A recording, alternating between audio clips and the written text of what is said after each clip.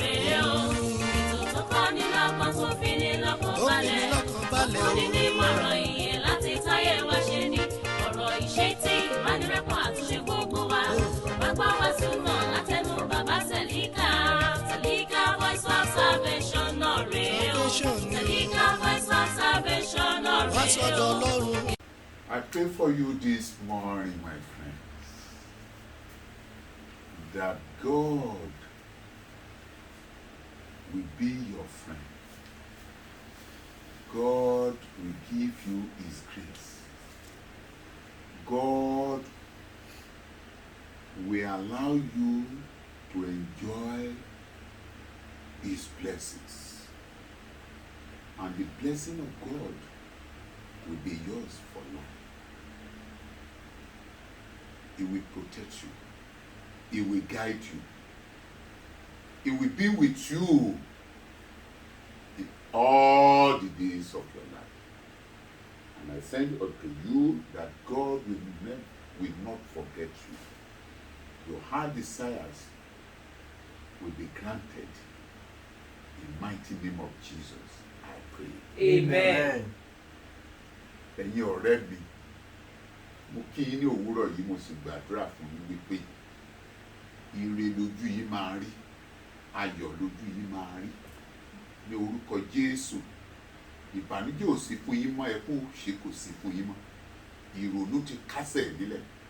Mo wá gbàdúrà fún yín báyìí wípé ọ̀rẹ́ Ọlọ́run la máa jẹ́. Ayọ̀ rẹ̀ yóò wá wà nínú ayé wa. Mo wá sọ tẹ́lẹ̀ sínú ayé wa nísinsìnyí wípé ní orúkọ Jésù, gbogbo ohun rere tí ọkàn wa ń fẹ́ ni, tí ọkàn ìwọ olùgbọ́ ọ̀rọ̀ yìí ń fẹ́, ó ti dé bá ọ, ó sì ti jẹ́ tiẹ̀.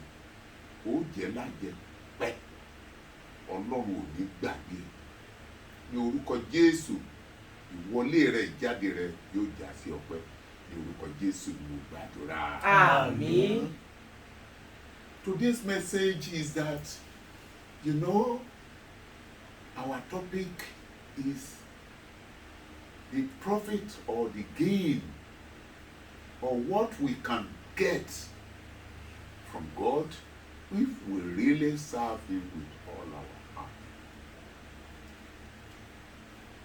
Remember, what we are going to gain from God is not earthly things alone, but heavenly things also. When we enjoy this life and we don't have an abode in heaven with Christ, that means we labor lost. But when we enjoy this life and we have abode with God, with Jesus in heaven, that means we have everlasting grace and enjoyment. Today's message to you is that you that are serving God with all your heart, or let me put it like this, you are a worshiper, and Satan is putting it upon you that God has forget you. Erase that from your mind. God will never forget His friend. He will never forget His friend. Even when you are caged, or you are putting your glory at the cage, or putting in a cage, it's just for a limited time. When your friends strike, you know your friend. You know my friend too. Our friend is our Creator. When he strikes, in a second, that cage will just open without even labor for it. This is serious, and I want you to understand this. God only allowed those people who cage your glory for a purpose. He will allow the enemy to even fight you to the last with all their strength, and you will be thinking that God has forsaken you. God didn't forsake you. God is at your side. But God only wants to put you in a cage. He allowed them to put you in a cage for a purpose, for a protection. That's why I pick one chapter in the Bible, and the chapter is in the Genesis, chapter 8, chapter 8, verse 1 to 2, and 20 to 22. What happened there is that God caged Noah and his friends. God caged Noah. That's something just come to my head. That God caged Noah for a purpose. He caged Noah for a purpose. He knows himself that he wants to destroy the world. He wants to perish the world. But he caged Noah. Noah was given a grace. So, when anybody, your enemy, if you are serving God, let's put it right. If you are not serving God and your glory is being caged, you put your glory in the hands of the enemy, not in the knowledge of God. But when you are serving God, God will even allow your enemy to cage your glory for a purpose that is well known to God. Well known to God. Look at Anna. Anna was caged. What is our own cage? Barrenness. But when God wants to strike, he gave her a glorious child that people will see and be praying, oh God, give me a son like Samuel. A son like Samuel. Because God allowed the enemy of Anna to cage her for a glory above glory, earthly glory. So the cage you have now, if you are a real worshiper, is known by God. Quote me right. Is known by God. He caged you. He caged me one day when he caged me and I was alone in a bush, not knowing that he's preparing me for his ministry. He's preparing me for his ministry so that I will be bold and fear no animal, fear no evil, fear no devil. So God is caging you for a purpose. He may cage you so that you may not be married at the early age of your life. Yes. Your enemy will be lying. But immediately he strikes, he will give you a very handsome man, a dedicated man, a loyal man, and somebody who is beautifully created will give you as a wife, and he will give you a wife who is loyal to you, and people will be thinking, they will now comparing your house with their own that has been living for about 10-20 years ahead of you, and they will see that your house is peaceful, your house is beautiful, your children are beautiful, your children are brilliant, and not brilliant alone, they are intelligent. Oh, let your enemy continue to laugh that they have caged you. They cage you for a purpose that God knows. And God is ready to remove your glory from that cage. I want somebody to read from me. I want my daughter to read from me. Genesis chapter 8, verse 1 to 2 and 20 to 22. And God remembered Noah, and every living thing, and all the cattle and that was with him in the ark. And God made a wind to pass over the earth, and the water as rich. The fountain also of the deep and the windows. So God has purpose for caging Noah. The purpose is to protect Noah. When he was building that ark, Many people are making jest of you. When you are in a cage of your glory, people are making jest of you. They call you all name, not knowing that God allow your enemy to cage you for his purpose. Yes. The fountain also of the deep and the windows of heaven were stopped, and the rain from heaven was restrained. And the rain from the heaven was restrained. And Noah builded an altar unto the Lord, and took of every clean beast, and of every clean fowl, and offered burnt offering on the altar. And the Lord smelled a sweet savour. You too, you will give testimony, great testimony, and you will give thanksgiving, so that people will see the glory of God upon your life. And the Lord said in his heart, I will not again curse the ground any more for man's sake.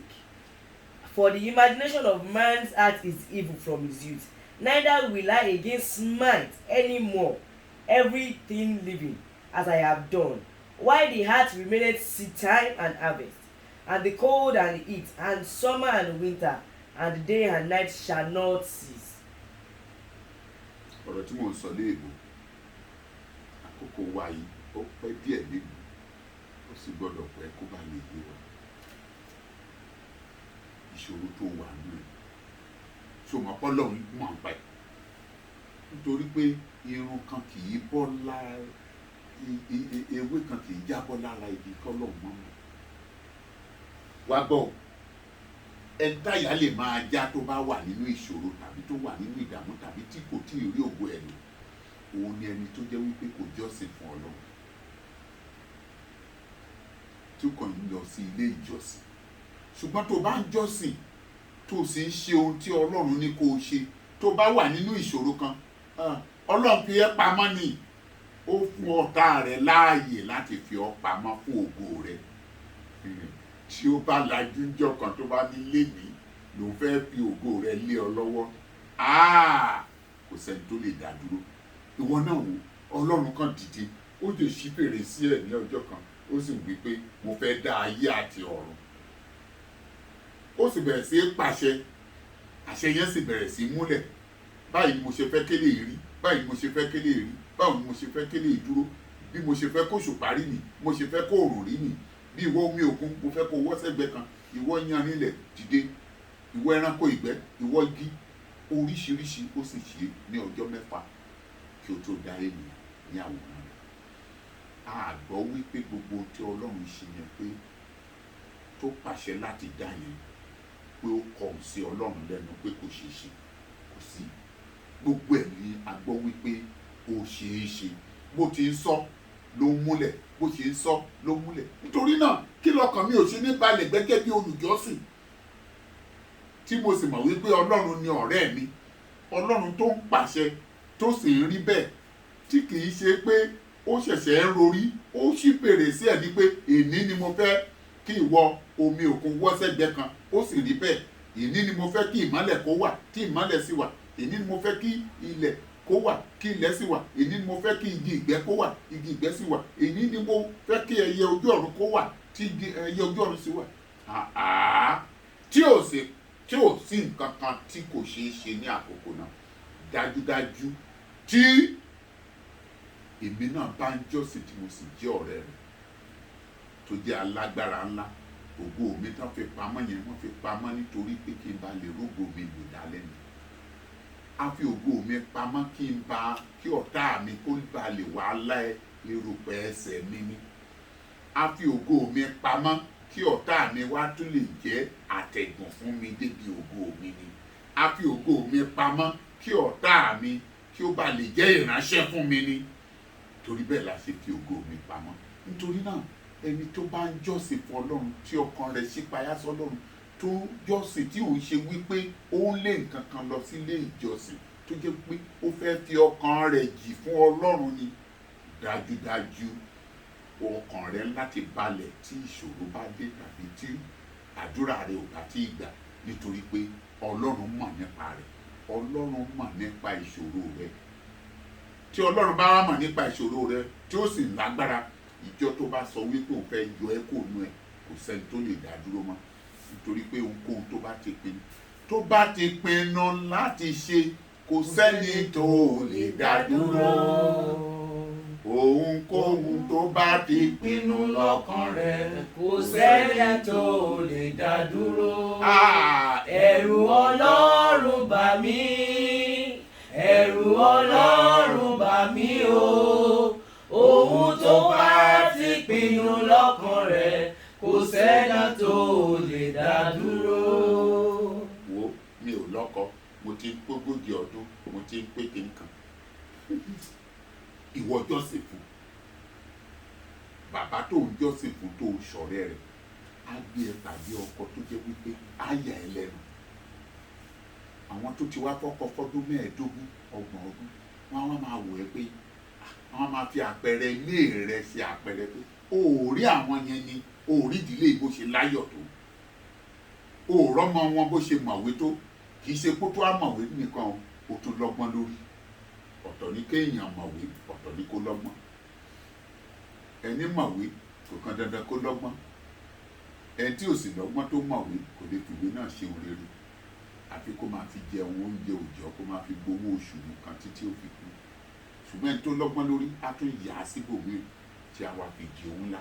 Nítorí náà kí ló wá ń bẹ ẹ́ lẹ́rù wípé ẹgbẹ́ mi ti lọ, ẹgbẹ́ mi ti jáde yunifásitì, èmi ì ṣe jam àfi ọ̀pamọ́ fún ìdí kan ni. Nígbà tí àkókò bá tó, wàá rí pé jáàmù tó ń jáàmù ẹ lójoojúmọ́, òun náà ló máa wá gbé ẹ pàdé kọ́ọ̀sì gangan tọ́lọ́hún fẹ́ kó o ṣe. Á gbé ẹ pàdé kọ́ọ̀sì, o kàn fẹ́ gbà bẹ́ẹ̀ má gbà bẹ́ẹ̀, kọ́ọ̀sì tọ́lọ́hún fẹ́ kó o ṣe yẹn òun lọ́lọ́hún máa gbélé ẹ lọ́wọ́ nígbà tí àkókò bá tó. Ọlọ́run ò gbàgbé rẹ ní ọ̀rọ̀ èmi, ìwọ olùgbọ́ ọ̀rọ̀ yìí ọ̀rẹ́ mi. Ọlọ́run ò gbàgbé rẹ, Ọlọ́run ò gbàgbé mi. Ó fi mí pamọ́ ni fún sáà kan, ó ti fèmí náà pamọ́ rí. Nígbà tó fi mí pamọ́, mo wọ inú igbó lọ, inú igbó ni mò ń dá gbé èmi nìkan. Àṣẹ ó kì mí láyà fún iṣẹ́ ìránṣẹ́ tí mo fẹ́ ṣe, wípé ejò ò lágbára lórí mi, oṣó ò lágbára lórí mi, àjẹ́ ò lágbára lórí mi, ìmèrè ò lágbára lórí mi, ẹlẹ́bọlóògùn ò lágbára lórí mi mọ́. Mo wá di akọni, mo di ẹni tó jẹ́ pé ẹ̀rù kì í bà mọ́, nítorí pé Ọlọ́run ti fi mí sínú ẹ̀rù. Nínú ẹ̀rù mo ti wo sáà ẹ̀rù lọ. Ọlọ́run sì mú mi borí ìṣòro yẹn nínú ẹ̀rù yẹn. Dájúdájú kò wá tún sí ẹ̀rù mọ́. Nítorí náà Ọlọ́run fi ẹ́ pamọ́ fún ìdí kan ni, ó fi mí pamọ́ fún ìdí kan ni. Tó bá sì fi ẹ́ pamọ́, ẹ̀rù yẹ kó bà ẹ́. Ẹni tí ẹ̀rù máa bà tí Ọlọ́run tí ọ̀tá bá ń dà láàmú ni ẹni tí kì í ṣe ọ̀rẹ́ Ọlọ́run. Ẹ jẹ́ ká wo nínú ìwé Genesis orí 9 ẹsẹ̀ 1 títí dé ẹsẹ̀ 2 àti ẹsẹ̀ 20 títí dé ẹsẹ̀ 22. Kí ló ti wí? Ọlọ́run sì rántí Nóà àti ohun alààyè gbogbo àti gbogbo ẹran ọ̀sìn tí ó wà pẹ̀lú rẹ̀ nínú ọkọ̀. Ọlọ́run sì mú afẹ́fẹ́ kọjá lórí ilẹ̀, omi náà sì fà. Ọlọ́run rántí Nóà. Ẹ jẹ́ ká lọ kà í tó kù ọ̀rẹ́ mi àkóró, jẹ́ ká lọ kà í tó kù. Ọlọ́run rántí Nóà, ọ̀rọ̀ tí mo fẹ́ lò gangan ni. Ọlọ́run yóò rántí ìwọ olùgbọ́ ọ̀rọ̀ yìí. Ọlọ́run rántí Nóà àti gbogbo wọn alààyè tó fi pamọ́ sínú kéèjì, tó fi wọ́n pamọ́ sínú kéèjì. Ìgbà tó kankọ̀ wáyé mu, ìgbà tó fi pamọ́, àwọn ká máa wò ó pé ó ti ká koko. Tó bá ka ìwé yẹn dáadáa, ọ̀ràn gbogbo ẹja lọ, àti kò tí ọ̀ràn ẹyẹ lọ, tí kò tí ìdókòjò yìí dání, kó tó tutù. Tọ́wọ́n gan rò wípé bóyá bẹ́ẹ̀ náà wọ́n máa kú sí. Ṣùgbọ́n wọ́n ti gbàgbé wípé olùjọ́sìn àwọn Ọlọ́run wá rántí wọn. Ọlọ́run yóò rántí ẹ̀. Jẹ́ ká gbàdúrà sí Ọlọ́run bàbá, sí Ọlọ́run ọmọ, sí Ọlọ́run ẹ̀mí mímọ́. Bí Ọlọ́run ṣe rántí Nóà, ìdí rẹ̀ ni mo fẹ́ fi gbàdúrà fún ọ lónìí nínú ọkọ̀. Gbogbo ibi tá a kàn ọ́ mọ́, tá a kan ìsìnkí rẹ mọ́, tá a kan ògo rẹ mọ́, tí a kan ẹwà rẹ mọ́, tí a kan àṣeyọrí rẹ mọ́, tí kò jẹ́ kó o rí lò, ní orúkọ Jésù, Ọlọ́run yóò wá rántí rẹ, yóò wá ṣí ibi tá a kan ògo náà mọ́, ibi tá a kan ayọ̀ rẹ mọ́, ibi tá a kan ẹwà rẹ mọ́, ibi tá a kan àṣeyọrí rẹ mọ́. Olúwa yóò ṣí sílẹ̀ lónìí. Ó bẹ̀rẹ̀ sí ṣe àṣeyọrí, ó bẹ̀rẹ̀ sí rí ògo rẹ lò, ó bẹ̀rẹ̀ sí rí ẹwà rẹ lò, ó rí àánú Ọlọ́run gbà. ìjáde rẹ lónìí yóò já sí ọpẹ́ àti ayọ̀ ní orúkọ Jésù ni mo gbàdúrà. Àmín. I bless you in the name of Jesus, that wherever cage that they put your glory, your beauty, your knowledge, your achievements in life, God will remember you today and strike and open the cage, and all your glory and your power and your strength and your knowledge and your strength and your beauty and your achievement will be given you back, and they will be useful to your life. In the mighty name of Jesus, I pray. Amen. This message is from Sedica Church of Christ. If you have any message, send it to 09084944597. God loves you so much. God wants to be your friend. Come back to his tent. God is merciful. Emmanuel Adetunji Adenugbagbe is your friend. I love you with all my being. Good morning. látẹnu bàbá Sẹ̀lí